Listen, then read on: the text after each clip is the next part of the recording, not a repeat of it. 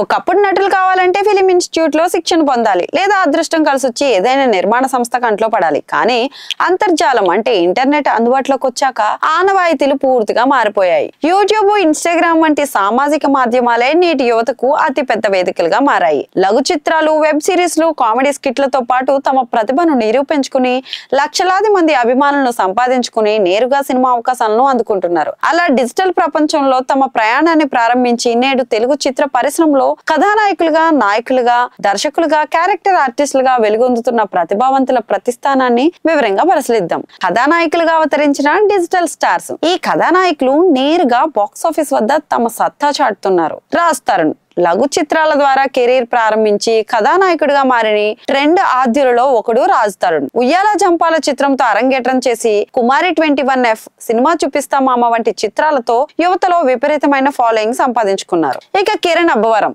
లఘు చిత్రాల నటుడిగా ప్రయాణం మొదలుపెట్టిన కిరణ్ రాజావారు రాణివారు చిత్రంతో అందరి దృష్టిని ఆకర్షించాడు. ఆ తర్వాత SR కళ్యాణ మండపం వంటి విజయాలతో మాస్ ప్రేక్షకులకు దగ్గరయ్యాడు. సుహాస్ చాయ్ బిస్కెట్ యూట్యూబ్ ఛానల్లో చిన్న చిన్న పాత్రలతో, కామెడీ స్కిట్లతో ప్రయాణం మొదలుపెట్టిన సుహాస్ ప్రస్థానం అద్భుతం, కలర్ ఫోటో చిత్రాలతో జాతీయ స్థాయిలో గుర్తింపు పొంది రైటర్ పద్మభూషణం, అంబాజీపేట మ్యారేజ్ బ్యాండ్ వంటి చిత్రాలతో నటుడిగా తనలోని విలక్షణతను నిరూపించుకుంటూ ఉన్నారు. వైవా హర్ష